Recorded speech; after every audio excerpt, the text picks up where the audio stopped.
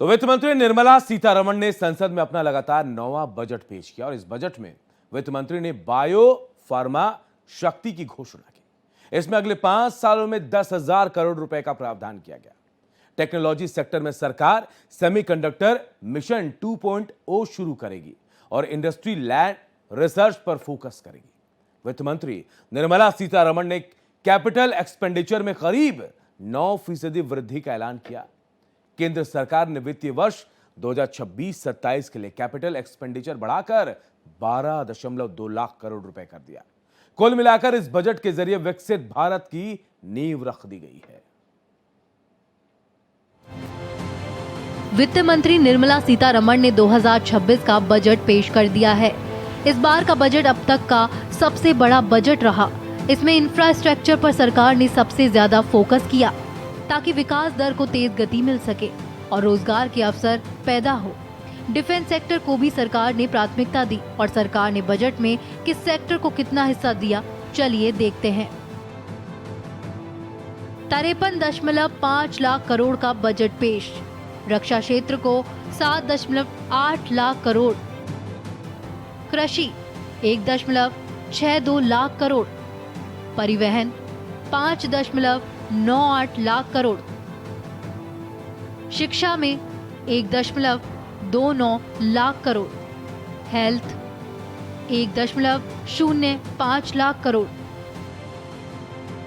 I propose to set up a high-powered Education to Employment and Enterprises Standing Committee to recommend measures that focus on services sector as a core driver of Viksit Bharat.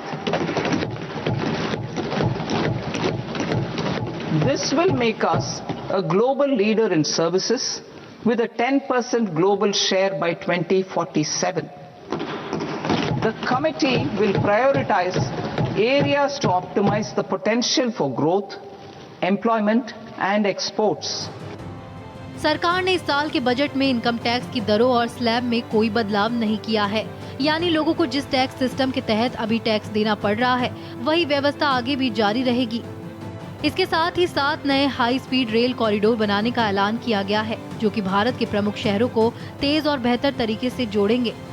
इससे यात्रा का समय बहुत कम हो जाएगा और अर्थव्यवस्था को मजबूती मिलेगी। देश के इस बजट को प्रधानमंत्री नरेंद्र मोदी ने इसे विकसित भारत का रोड मैप बताया है। ये बजट 2047 के विकसित भारत की हमारी ऊंची उड़ान का मजबूत आधार है। साथियों, आज भारत जिस रिफॉर्म एक्सप्रेस पर सवार है, इस बजट से उसे नई ऊर्जा, नई गति मिलेगी।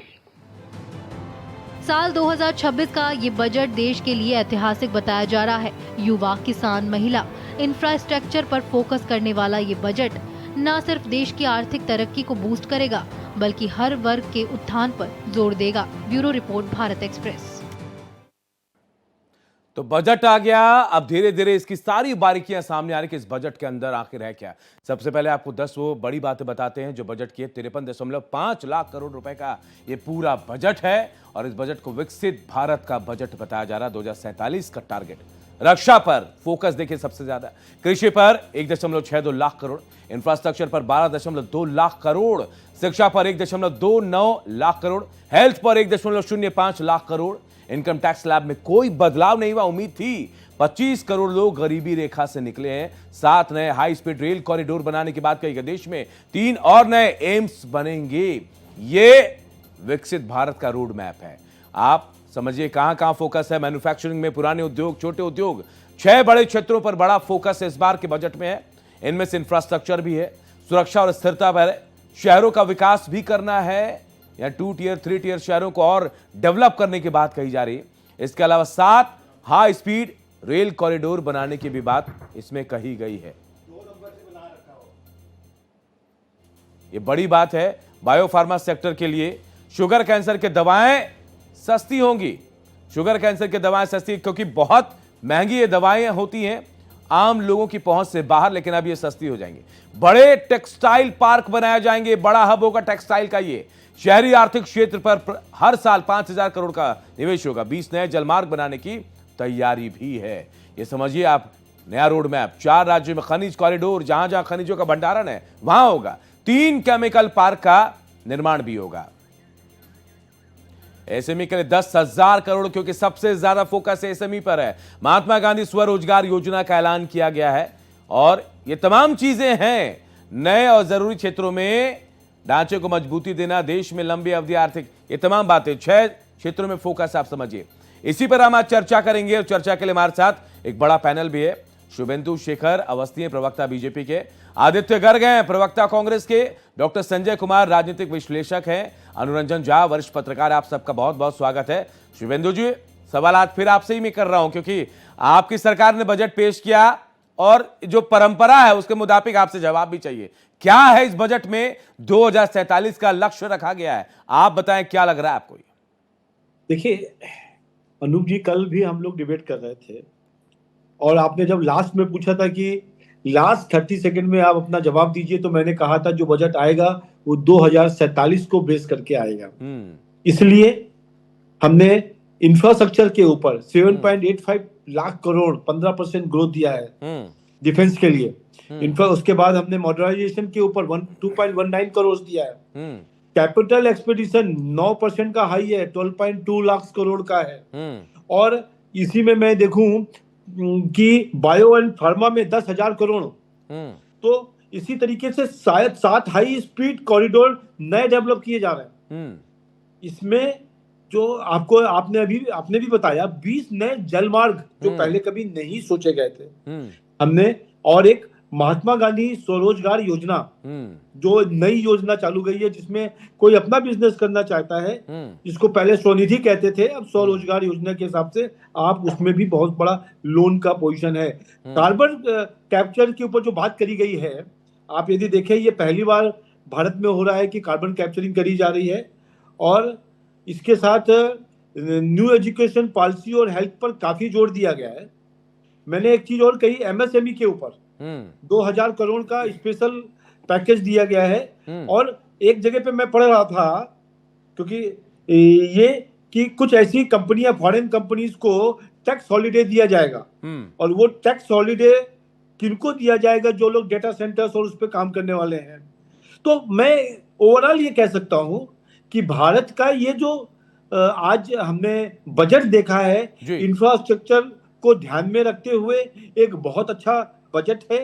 और बहुत सारी समस्याएं जो महिलाएं, आप जिस राजनीतिक फोरम में हैं, शुभेंदु जी, मुझे पता है कि आप जो कहेंगे बिल्कुल पॉजिटिव, लेकिन मैं अब विपक्ष के पास जा रहा हूं, आप समझ रहे हैं। आदित्य हमारे साथ जुड़े हैं। एक लाइन जोड़, और आप महिला, युवा और किसान, इसको ध्यान में रखते हुए भारत का एक नया बजट बन रहा है। चलिए, हमारे पास जो विपक्षी नेता हैं, आदित्य गर्ग खुद युवा है।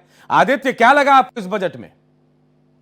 मैं पहले आपको बधाई देना चाहूंगा, आपके चैनल को 3 साल पूरे हुए हैं आज के दिन, उसके लिए आपको बहुत बहुत बधाई हो। ये जो बजट आज प्रेजेंट किया है, ये नथिंग बजट है। इस बजट में कुछ भी एक्साइटिंग नहीं है, इसमें कुछ भी किसी के लिए नहीं है। ये बजट बेसिकली 2027 यूपी इलेक्शंस की तैयारी का बजट है कि इस साल कुछ मत दो, इस साल पैसे बचा लो, जो भी पैसे बचेंगे वो 2027 यूपी इलेक्शन में बांटे जाएंगे। ना इनकम टैक्स की दरों में कोई फेरबदल हुआ है।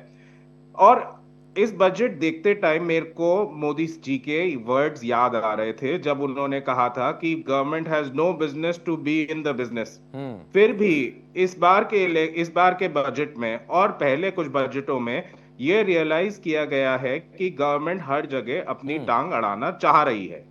मैं आपको एक बहुत सिंपल एग्जांपल दूंगा कि विमेन हॉस्टल बनाना, इवन दो सुनने के लिए अच्छा लगता है, लेकिन क्या पूरी की पूरी इंडस्ट्री को नहीं प्रमोट किया जा सकता था? जहां पे प्राइवेट प्लेयर्स को इनकरेज किया जाता, तो जहां पे प्राइवेट इन्वेस्टमेंट लाया जाता, वहां पे गवर्नमेंट को गर्ल्स हॉस्टल बनाने की क्या जरूरत आ पड़ी? चलिए, ये भी एक बात जाने दिया जा सकता है। इनके जितने प्रोमिसेस ये करते हैं, उनके ऊपर किसी के ऊपर ये नहीं टिकते। नेशनल एजुकेशन पॉलिसी पे 6% बजट का एलोकेशन निर्धारित किया गया था कि नेशनल एजुकेशन पॉलिसी में 6% ऑफ द बजट हम एजुकेशन पे स्पेंड करेंगे। रियलिटी ये है कि ये कांग्रेस टाइम से भी कम स्पेंडिंग हो रही है। आज 2.7 2.8% की स्पेंडिंग हो रही है, जबकि कांग्रेस के टाइम पे 3.2 3.3% की स्पेंडिंग हो रही थी। अगर आप आंकड़ों के तरफ देखेंगे तो यूपी में कई मतलब 2 लाख करीब की गिनती जो अंदाजे से आई है, वो बच्चे ऐसे हैं जो जिस स्कूल में जाते हैं उनमें टीचर्स ही नहीं है, और कोई ऐसे स्कूल्स हैं जहां पे टीचर्स है तो बच्चे ही नहीं है। यहाँ पे सरकारी स्कूल बंद हो रहे हैं इस राष्ट्र में। इस बजट में पोल्यूशन और क्लाइमेट को लेके कुछ भी नहीं है। जो आदमी दिल्ली में, बॉम्बे में, बैंगलोर में, आज सभी बड़ी शहरों में सांस लेने से भी डर रहा है, उनके बारे में सरकार को कोई परवाह तक नहीं। आप मुझे ऐसा लग रहा है कि आप जो बातें कर रहे हैं एजुकेशन को लेकर, आपकी सरकार में जो बजट अलॉट होता था उससे भी कम है क्या ये बजट? % ऑफ जीडीपी के अकॉर्डिंग ये डिटरमिन किया जाता है कि कितना हो रहा है।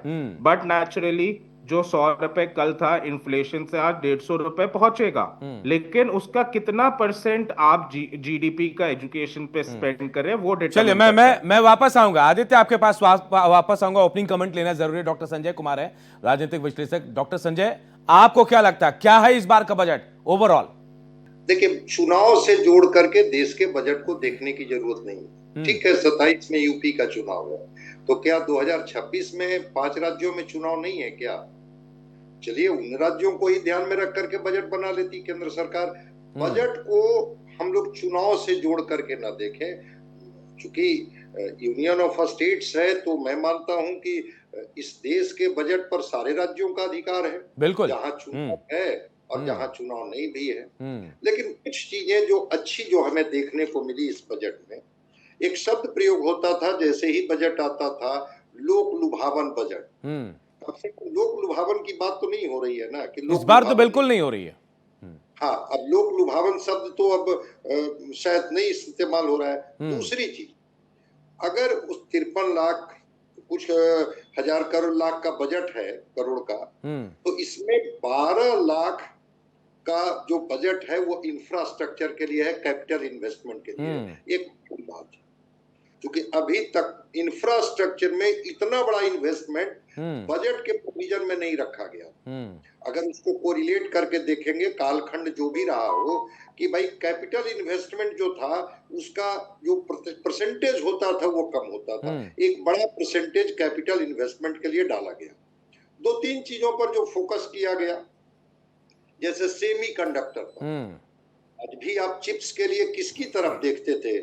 दुनिया को पता है कि हम चिप्स कहां से मंगवाते थे। कहा गया कि नहीं, हम अपना चिप्स खुद बनाएंगे। तो सेमीकंडक्टर पर फोकस किया गया। एआई का इस्तेमाल की, एआई का हम अधिक से अधिक इस्तेमाल कैसे करेंगे, इसके लिए बजट में प्रोविजन लाया गया। और ये बदलते हुए भारत की तस्वीर होगी कि हम एआई के माध्यम से हम उन सारी चीजों को बेहतर कर पाएंगे। अभी न्यू एजुकेशन पॉलिसी की बात की जा रही थी ना, एआई भी उसी एजुकेशन का पार्ट है जिस पर कि इस बजट में फोकस किया गया है। वो जो 4 राज्यों की बात की जा रही है, उड़ीसा से लेकर के केरल तक, वो रेयर अर्थ मेटल की बात की जा रही है कि उसको जोड़ा जाएगा बजट में। जो अब रेयर अर्थ का ही कारण है कि चाइना पूरे विश्व में डोमिनेट करता है। बिल्कुल रेयर अर्थ मेटल पर ही काम किया है, और अमेरिका भी उसकी तरफ देख रहा है कि आखिर ये क्यों ऐसा आगे बढ़ रहा है, हमारे पास ऐसी चीजें क्यों नहीं है। तो अगर भारत में भी रेयर अर्थ मेटल है और इसको लेकर के एक कॉरिडोर बनाया गया कि हम उसको कनेक्ट करेंगे जहां पर ये मिलते हैं, तो ये बजटीय प्रोविजन में जो नहीं, कुल मिलाकर बता दे सर कि क्या है ये बजट इस बार का, कैसा है? नहीं, मुझे लगता है कि ये बजट जो है वो देश के हित में है। मैं इसको लोक लुभावन तो नहीं कहूंगा, लेकिन देश के हित में बजट है। इसलिए कि हम लोग जरा फिस्कल डेफिसिट पर भी बात करें, और दूसरी बात करें कि हम लोगों का जो बजट है, क्या वो बजट का पूरी राशि इस्तेमाल होता है? बिल्कुल, ये सवाल बहुत बड़ा है सर। हम अलॉटमेंट तो कर देते हैं, लेकिन कितना इस्तेमाल होता है इस पर भी मैं आऊंगा। हमारे साथ अनुरंजन झा भी हैं। सर, आप यहां भी होते हैं तो बिल्कुल वही कट एंड क्लियर बात करते हैं। मैं आज भी चाहूंगा कट एंड क्लियर बात, कैसा है ये बजट? देखिए, अगर आप 10 नंबर में से इस बजट को देंगे तो जी। ये 6 नंबर मिलता है। जी। मैं यहीं से शुरू करता हूं, क्योंकि अगर मैं 5 बड़ी बातें और 5 कमियां, हम इसी पे फोकस करते हैं अनूप, जी। तो समझ में आएगा कि इसकी, मैं पहले कमियों की बात कर लेता हूं कि 5 कमियां क्या है, जिसमें बेरोजगारी पर कोई प्लान नहीं है, सीधा कोई बातचीत नहीं है। किसानों की आय पर कोई बातचीत नहीं है, अधूरा जवाब है। राज्यों की भूमिका इस बजट में बिल्कुल नहीं है, क्लियर नहीं है कि क्या होगी। महंगाई कंट्रोल का कोई रोड मैप नहीं है। ये आप मान लीजिए, और कुल मिलाकर के टैक्स को देखें तो मध्यम वर्ग को कोई ठोस राहत नहीं है। ये 5 कमियां हैं। जी। जो 5 अच्छी चीजें हैं इस बजट की, उसको भी समझना होगा, क्योंकि सिर्फ ये कह देना कि ये बजट खराब है, बजट ऐसा है, नहीं समझा। इंफ्रास्ट्रक्चर पर बहुत मजबूत फोकस किया गया। फिस्कल डिसिप्लिन को बिल्कुल कंट्रोल करने की बात की गई।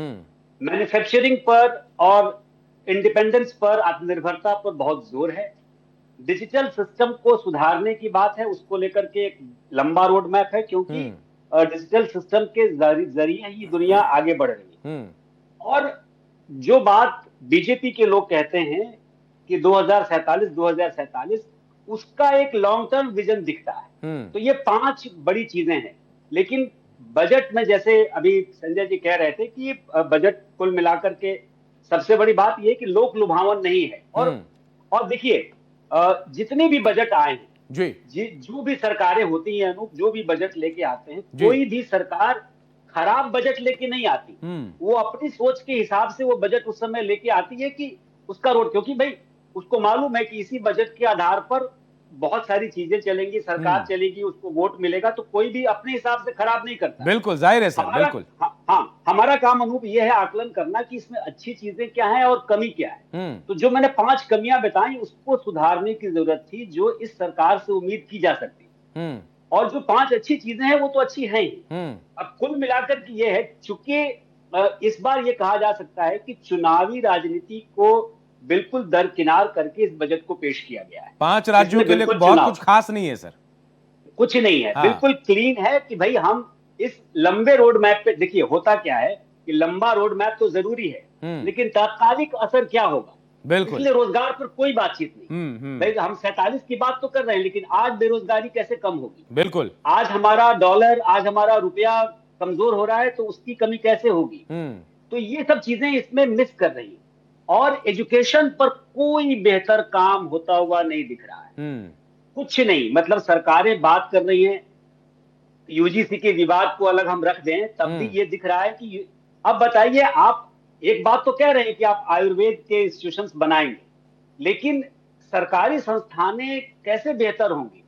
हम दुनिया के, मतलब क्यूएस वर्ल्ड रैंकिंग में हमारा जो पहला संस्थान है पिछले साल, आईआईटी दिल्ली, वो 123वें नंबर पे है जी। हम दुनिया के 125 इंस्टीट्यूशंस में नहीं आते हैं। तो हम इस पर कोई काम नहीं कर रहे, क्योंकि हमको वहां जातिगत राजनीति, वोट बैंक, इसमें जूझना पड़ता है। तो ये समस्या है। तो मैं पूछ ही लेता हूं, शुभेंदु जी हैं, अनुरंजन जी, शुभेंदु जी हैं। शुभेंदु जी, 5 चीजें बता दी हमारे अनुरंजन सर ने कि भाई ये चीजें जिस पर काम नहीं हुआ है, होना चाहिए था, रोजगार है, एडुकेशन है, तो इस पर बात क्यों नहीं हुई?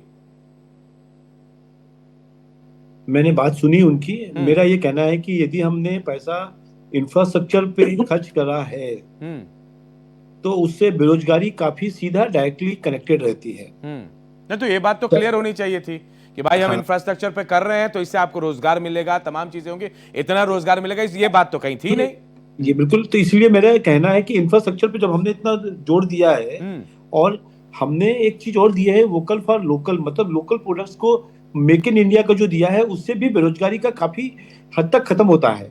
तीसरी चीज जो मैंने अभी बताई कि महात्मा गांधी स्वरोजगार योजना, इसको भी हमने बेरोजगारी को दूर करने के लिए ही लागू की है, बड़े स्तर पे लागू की है, और आप देखिएगा कि ये भारत की एक बड़ी योजना बन के निकलेगी। तो बेरोजगारी पर जो आपने पहला पॉइंट किया, वो मैं उसको इस तरीके से समझ सकता हूँ। देखिए, मैं कुछ एक चार्टर्ड अकाउंटेंट नहीं हूँ, मैं बजट का एक बहुत बड़ा एक्सपर्ट नहीं हूँ, फिर भी मैं अनुरोध ये कहता हूँ कि जो मेरी समझ एक प्रवक्ता के रूप में है कि बेरोजगारी का सीधा संबंध इंफ्रास्ट्रक्चर और मेक इन इंडिया से है, जिस पर हमने काफी जोर दिया है। दूसरा विषय आपका था कि राज्यों पर ध्यान नहीं दिया गया। राज्यों के बजट को या राज्यों के साथ बजट को इस तरीके के राष्ट्रीय बजट में कंसीडरेशन नहीं रहता है। ये राष्ट्रीय बजट होता है। हमने इसमें क्या क्या कॉरिडोर डेवलप किए हैं, उसमें बहुत सारे, जैसे रेलवे का कॉरिडोर हमने डेवलप किया, तो हो सकता है उसमें कोई 5 स्टेट आते हो, 6 स्टेट आते हो, 10 स्टेट आते हो, या 2-4 स्टेट छूट जाते हो। तो जो स्टेट का बजट आएगा वो नेशनल बजट के कंपैरिजन में उसमें कुछ करना होगा तो वो करेगा, पर कभी भी राष्ट्रीय बजट का राज्यों से कोई लेना देना नहीं है। हाँ, आप ये कहना चाहते हैं यदि कि जीएसटी में उनको कुछ ज्यादा हिस्सा दारी देनी है, तो मैं बात आपकी समझ सकता हूँ। महंगाई की बात आपने कही, मैं वो भी समझ में आता है। यदि आप महंगाई की बात यदि 2014 को कंसीडरेशन करें, मार्च 2014 को, तो 10% से 13% तक रही थी। दोनों खुदरा और रेगुलर की बात है। अभी हम 3 से 5% के बीच में मूव करते हैं, 3.4 से लेके 5.6 तक। इसको यदि हम आज के तारीख में कोरोना के बाद इसको मेंटेन भी कर लें तो भी हमको लगता है कि सही होगा, क्योंकि फिजिकल डेफिसिट को हमने 3.4 के ऊपर 3.4 के ऊपर, हाँ 4.16 के ऊपर मेंटेन किया। तो इसको भी ध्यान देना जरूरी है कि हम एक तरफ यदि फिजिकल डेफिसिट को 4.17% पे मेंटेन कर रहे हैं, जो कि लेस देन 5% है, ये भी अपने आप को, यदि पिछले 20 पुरानी सरकारों के आप बजट देख लीजिए, उसमें फिजिकल डेफिसिट 8%, 9%, 9.5% और एक बार 13.5% भी गया है। अब आपने एक लास्ट कही कि मध्यम वर्ग को टैक्स रिफॉर्म नहीं हुआ, तो जैसा उन्होंने कहा कि मन लुभावन नहीं है। पिछले बार, अच्छा अनूप जी, पिछली बार हमने एक बहुत बड़ा बजट दिया था और खाली मिडिल क्लास के लिए दिया था, उसमें 15 लाख रुपए तक का हम लोग चले गए थे। अभी इसी साल फिर से चेंज करना ठीक नहीं होगा, ऐसा मेरा मानना है, और एक्सपर्ट भी यही कह रहे थे कि अब इसमें जल्दी कोई चेंज नहीं होगा। चलिए, तो मैं आऊंगा, आपके पास आऊंगा शुभेंदु जी। आपसे जवाब लिया है, आदित्य के पास आते हैं। आदित्य, 2047 का विजन बताया जा रहा है, 2047 को लक्ष्य करके ये बजट पेश किया गया है, लेकिन अभी अनुरंजन सर ने कहा कि भाई अगर आज सही नहीं तो 2047 तक हम कैसे जाएंगे। उसमें भी बड़ी अड़चन ये है कि 2047 तक में पता नहीं कौन सरकार रहे कौन नहीं रहे, ये पता नहीं हमें। तो क्या कोई सरकार बदलेगी तो विजन भी बदल जाएगा? तो आज पर बजट होना चाहिए या 2047 पर? सर, मनमोहन सिंह जी ने एक बहुत मशहूर लाइन कही थी, in the long run we are all dead.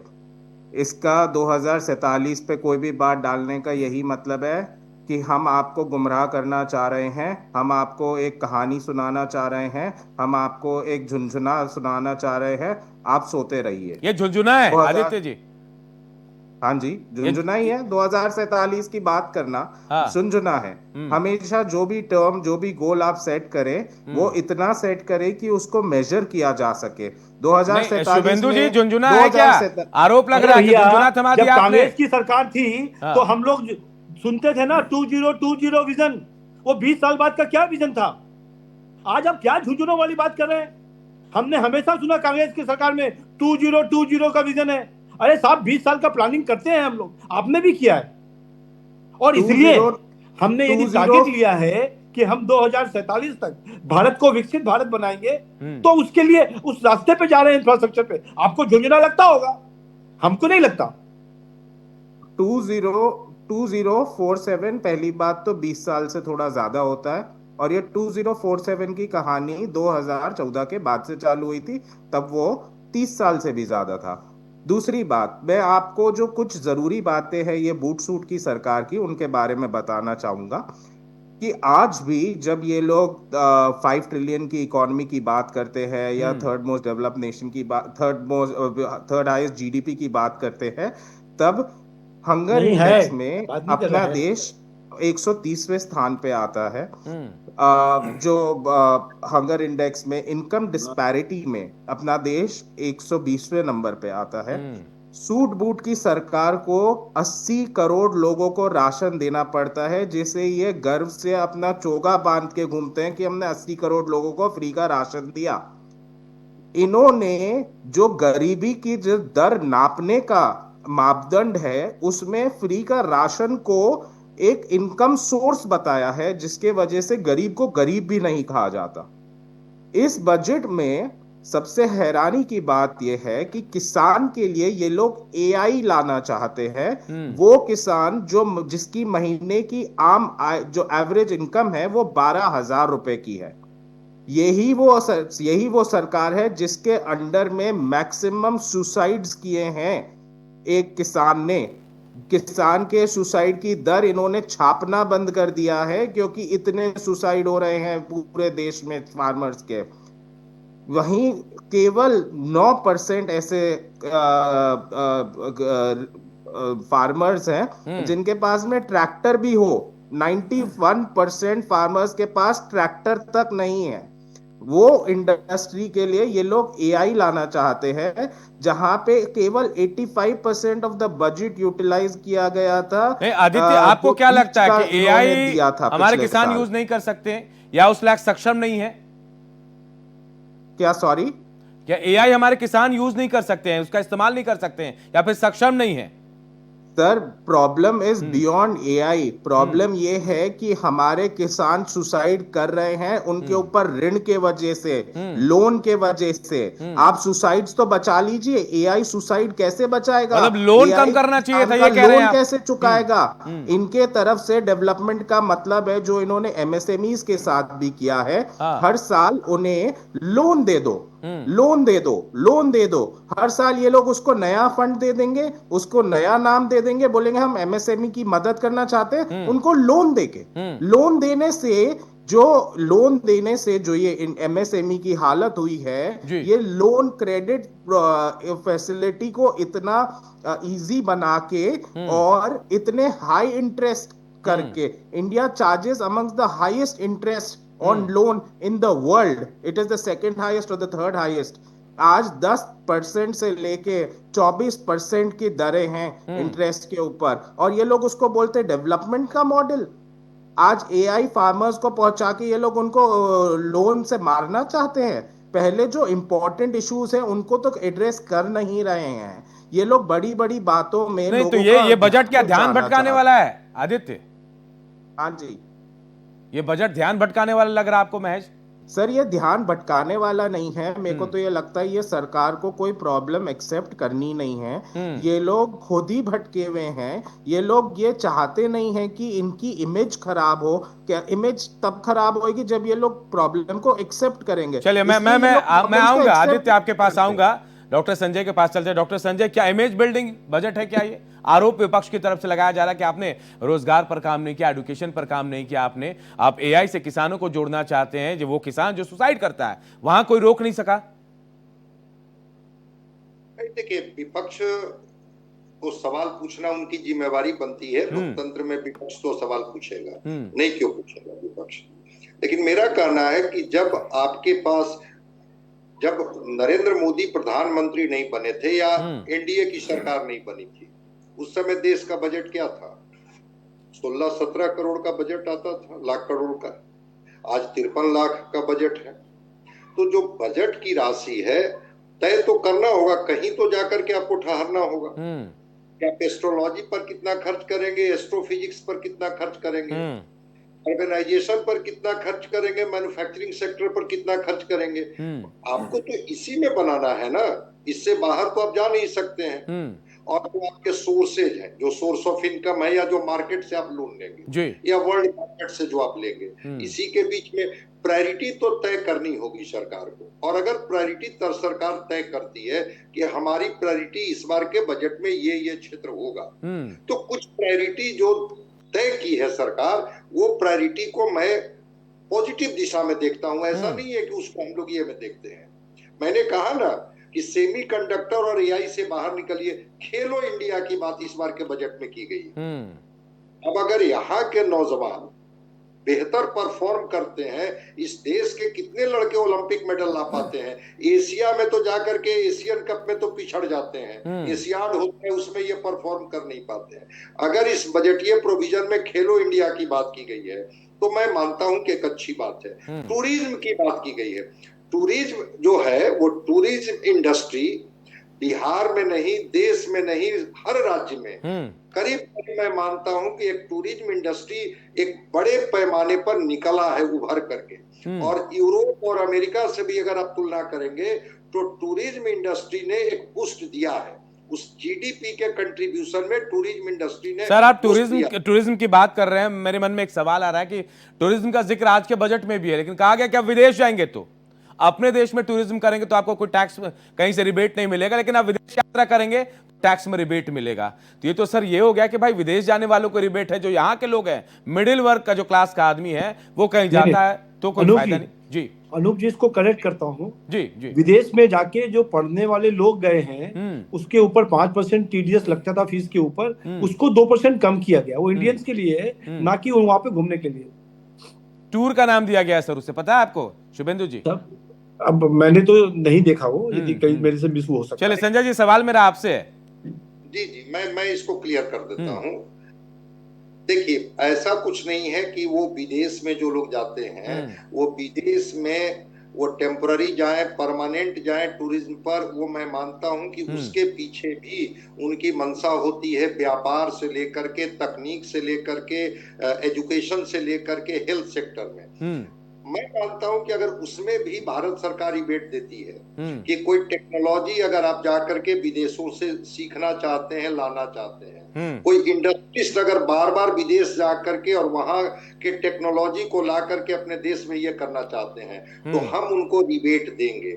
मैं मानता हूं कि बिल्कुल आपके सवाल लाजमी है कि फिर जो दूसरे देश के टूरिस्ट आते हैं आपके देश में, उनको लेकर के या इंटर जो स्टेट जो टूरिज्म है उसको प्रमोट करने के लिए भी कुछ बजट में नीतियां है या नहीं है, ये तो कल थोड़ा और स्पष्ट होने दीजिए। क्योंकि जब वो पढ़ती हैं फाइनेंस मिनिस्टर, तो जनरल तरीके से पढ़ लेती हैं। अब माने अंदर में टूरिज्म को लेकर के क्या रिबेट है, क्या रिलैक्सेशन है, इसको तो हम लोग देखेंगे। चलिए थोड़ा इंतजार कर लेते हैं। आदित्य, मैं आऊंगा, आपके मन में सवाल है, लेकिन मैं अनुरंजन सर के पास आऊंगा। अनुरंजन सर, आप ही ने कहा कि भैया आज जो चीजें उस पर बात नहीं हो रही है, तो मेरा सवाल यही है, अगर हम आज फोकस नहीं करेंगे तो 2047 पे फोकस कैसे होगा? हम आज फोकस कर लें तो कल हमारा बेहतर हो जाएगा, ये सोच होनी चाहिए थी। बिल्कुल होनी चाहिए अनूप, और ये इसी सोच के साथ बजट आना चाहिए। देखिए, 2-3 बातें मैं अभी जो चर्चा चल रही है उसमें मैं बताऊं।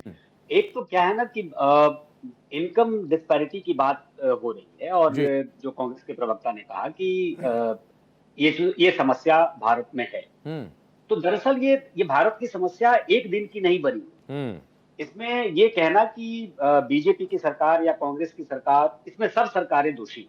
उसकी वजह क्या है कि ग्रोथ का जो झुकाव है ना, वो कॉरपोरेट और शहरी सेक्टर की तरफ, ग्रामीण सेक्टर, जब तक आप चीजों को डिसेंट्रलाइज नहीं करेंगे, आपके एजुकेशन सिस्टम, आपकी जो चीजें छोटे छोटे कस्बों में, शहरों तक नहीं पहुंचेगी, तब तक आप विकास के उस पैरामीटर पे नहीं आए। क्योंकि आप देखिए ना भाई, आपके 80% से ज्यादा पैसा 1% से कम लोगों के पास है। तो ये डिस्पैरिटी तो है। दूसरा, आपने एक बात कही विदेश वाली, उसको मैं थोड़ा सा क्लियर कर दूं और बीजेपी के प्रवक्ता बंधु को भी स्पष्ट कर दूं उसमें कि 5% अभी क्या था कि पिछले 1 साल से पहले, जैसे लास्ट ईयर के बजट में प्रावधान बदले गए।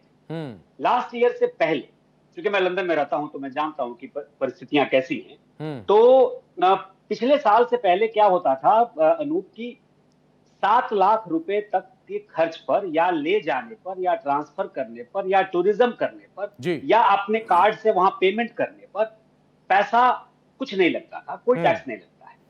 और उसके बाद के पैसे पर उसमें अलग अलग कैटेगरी थी, 5%, 8%, 20%, ऐसा करके। पिछले साल क्या किया कि उस 7 लाख को बढ़ा करके 10 लाख रुपए किया गया और फ्लैट कर दिया गया कि 20% टैक्स लगेगा। उसमें छोड़ा गया किसमें? एजुकेशन में और इलाज में। उस पर 5% टैक्स लगता था। अभी क्या किया सरकार ने? इन सारे पैसों को, जो 10 लाख की सीमा थी, वो कैप हटा दिया जी, और इन सारे पैसों को, चाहे वो एजुकेशन के लिए लेके जा रहे हो या घूमने के लिए लेके जा रहे हो, वो 2% का प्रावधान किया। तो ये एक बड़ी छूट है, क्योंकि अगर मान लीजिए कि जो बच्चा अपने पैसे से पढ़ने जा रहा है अपने माता पिता के पैसे से, या लोन लेके भी पढ़ने जा रहा है, तो बैंक क्या करती है कि लोन पे 0.5% टैक्स बैंक लेती है, लेकिन उसके बाद उसके रहने खाने और बाकी खर्चे के जो पैसे हैं उस पर उसको 20% टैक्स देना होता है। तो वो एक बड़ी रकम थी। तो जो लोग भी देश से बाहर जा रहे हैं पढ़ने के लिए, व्यापार के लिए, कारोबार के लिए या घूमने के लिए, उनको एक बड़ी छूट है और ये एक अच्छा फैसला। दूसरा एक बढ़िया फैसला ये है इस बजट में कि कैंसर की बहुत सारी दवाओं को टैक्स के दायरे से बाहर किया गया है जी, ड्यूटी फ्री की गई है जी। ये एक इसकी लड़ाई हमारे एक पत्रकार बंधु हमारे रांची के, पता नहीं आप सब लोग जानते भी हो शायद, रवि प्रकाश, जो कैंसर के 4th स्टेज में आने के बाद पता चला और उनकी डेथ हो गई। उस बंदे ने लड़ाई लड़ी, बहुत सरकारों को बहुत समय तक ये कहते रहे कि कैंसर की दवाइयां टैक्स फ्री होनी चाहिए, उसमें ड्यूटी नहीं होनी चाहिए। दवाइयां सस्ती तो हो गई सर, लेकिन रवि प्रकाश जी के जाने के बाद। हाँ, लेकिन आप देखिए ये तो होता ही है, रवि प्रकाश जी के जाने के बाद ही हुई। लेकिन मैं रवि के उस योगदान को आज याद करना चाहता हूं, क्योंकि उस व्यक्ति ने बहुत शिद्दत से इस लड़ाई लड़ी थी और 3 साल तक वो लड़ाई लड़ते रहे। तो चलिए आज कम से कम सरकार ने सुध ली है, तो ये एक अच्छी बात है जी।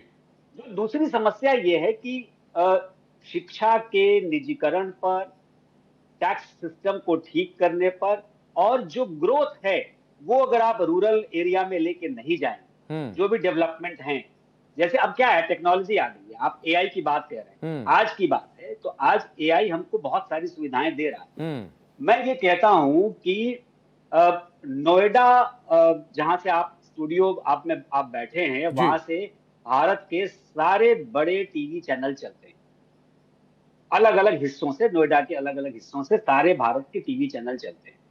मैं ये पूछना चाहता हूं कि ये टीवी चैनल जयपुर से क्यों नहीं चल सकते, भोपाल से क्यों नहीं चल सकते, पटना से क्यों नहीं चल सकते, या पुणे से क्यों नहीं चल सकते?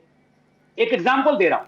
इस तरीके की डिसेंट्रलाइज जब आप चीजों को करेंगे, मैं इस पर भी सवाल पूछ लूंगा सर, क्योंकि हमारे प्रवक्ता साथ में है शुभेंदु शेखर अवस्थी। शुभेंदु जी, आपसे सवाल करना चाहूंगा, आपने लोकल फॉर वोकल का नारा तो सुना ही था, बहुत पहले से चल रहा था, लेकिन इस बार नारा दिया गया लोकल फॉर ग्लोबल, समझ रहे हैं आप? तो हम अगर अपने देश में उस अंतिम आदमी तक नहीं पहुंच पाएंगे जहां विकास की योजनाओं को पहुंचना है, हम ग्लोबल कैसे पहुंच पाएंगे शुभेंदु जी? दोनों चीजें हैं।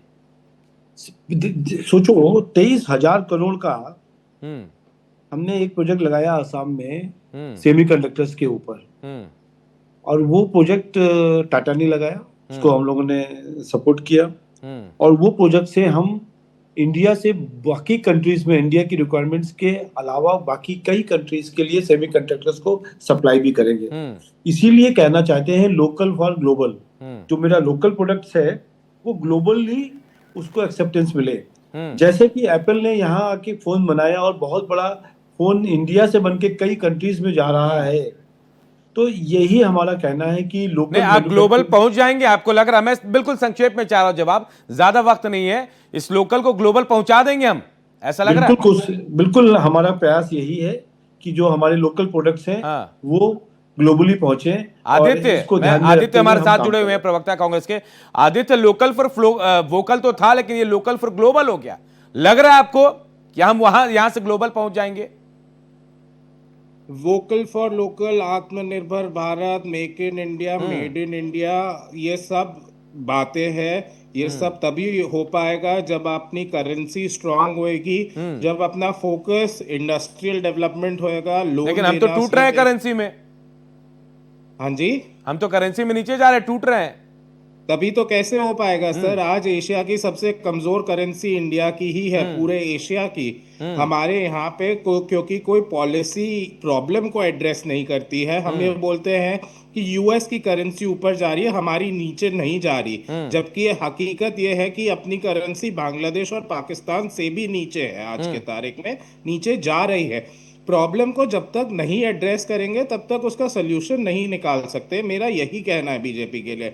वो कैंसर की दवाइयां दे रहे हैं, मेरे को ये बहुत ही वेलकमिंग स्टेप लगता है है, लेकिन उसी के साथ में अपने को बेड्स प्रोवाइड करने, बेड्स डेवलप करने, हॉस्पिटल्स लाने बहुत जरूरी है। 1000 लोगों पे एक बेड भी नहीं है इंडिया में, 0.7 बेड्स आते हैं इंडिया में।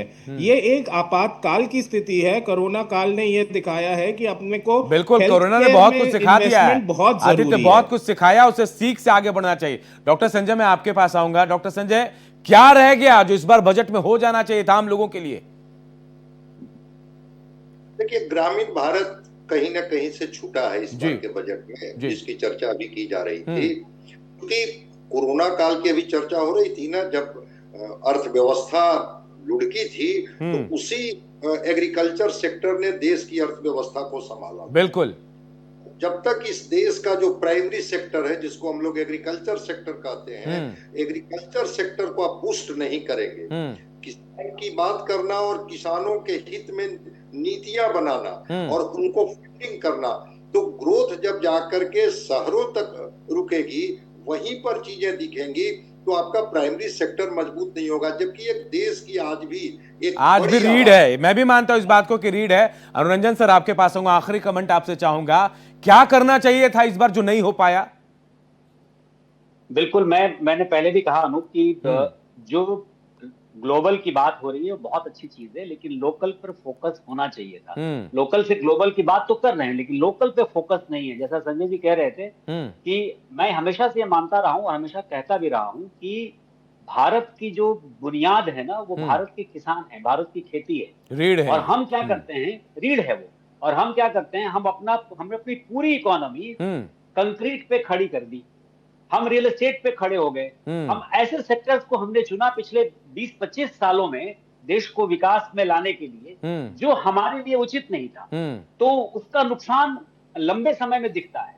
तो किसान हमारे लिए बहुत इंपॉर्टेंट है, उस पर फोकस होना चाहिए, गांव में पहुंचना चाहिए, लोकल बिल्कुल होना चाहिए सर। और बहुत अच्छी बात आपने बताई कि हमने उन चीजों को चुना है जिनसे हमें नुकसान है, वो चीजें आगे बढ़ गई, किसान हमारा पीछे छूट गया। बहुत बहुत शुक्रिया, हमारे साथ आप तमाम लोग इस चर्चा में जुड़े और बहुत अच्छी चर्चा हुई और हमने जानने की भी कोशिश की कि क्या बेहतर है देश के लिए, क्या होना चाहिए और आगे क्या होगा। बहुत बहुत शुक्रिया आप तमाम लोगों का। तो बजट पेश हो गया, अब बारीकियां सामने आ रही है और अब एक एक चीज समझकर, छन कर सामने आ रही है कि क्या बेहतर है, आगे कहां तक इसका फ्यूचर है, कैसे लोग आगे बढ़ेंगे और इस बजट से कितना फायदा होगा। आप तमाम लोग देखते रहिए भारत एक्सप्रेस। नमस्कार।